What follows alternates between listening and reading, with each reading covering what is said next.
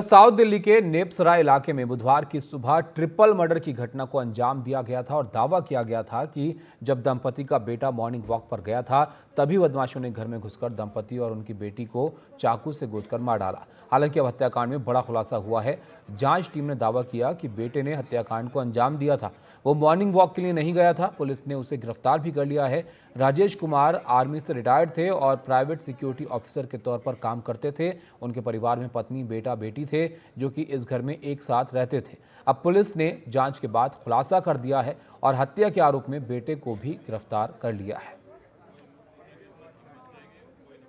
मैं इस वक्त दिल्ली के नेपसराय इलाके के देवली गांव में खड़ी हूं, जहां कल एक दिल दहला देने वाली वारदात सामने आई, जहां एक घर में ट्रिपल मर्डर की केस सामने आई थी, जहां एक बेटे ने ही अपने माँ, बाप और बहन को चाकू से गोदकर उनकी हत्या कर दी। शुरुआती करीब कल जो है ये घटना जो है सुबह 5 से 7 के बीच में इसे अंजाम दिया गया और 7 बजे बेटे ने ही पुलिस को एक पीसीआर कॉल की, जहां उसने बोला कि उसके माँ बाप और जो बहन है उसकी हत्या हो गई है। तो पुलिस जब यहाँ इन्वेस्टिगेशन के लिए पहुंची, जब पुलिस ने उससे लगातार पूछताछ शुरू की, जो पूछताछ है वो शुरू की, तो धीरे धीरे उसने खुद ही ये कबूल कर लिया कि उसने खुद उस घटना को अंजाम दिया है। और पहले उसने बहन की हत्या की, अब बहुत ही निर्मम तरीके से, और उसके बाद उसने अपने माँ और बाप दोनों को ही चाकू गोदकर उनकी हत्या कर दी। और उसने अभी तक जो इन्वेस्टिगेशन में सामने आया, उसने ये रीजन बताया कि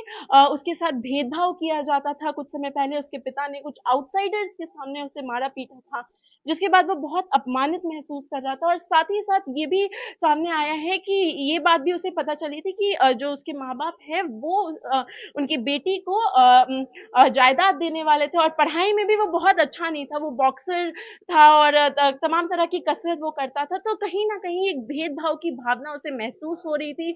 उसे एक तरह से अपनी बहन से भी घृणा हो गई थी। तो उसने ये रास्ता चुना कि उसने अपने परिवार के तीनों, अपने माँ, बाप, बताया जा रहा है कि जो उसके पिता थे वो एक आर्मी के रिटायर्ड पर्सन थे, तो उसे आर्मी की ही जो चाकू है उसी से गोदकर उसने इसी घर में जो है हत्या कर दी। और उसके बाद खुद ही पुलिस को बुलाया, पीछे तमाशा मचाया यहाँ पे, और जो यहाँ पे दहशत है वो भी लगातार बना हुआ है। जितने भी पड़ोसी है वो दहशत में है, क्योंकि किसी ने भी कभी ऐसा सोचा नहीं था, क्योंकि परिवार के संबंध ना कभी मारने पीटने की आवाज आई अंदर से, ना कुछ भी।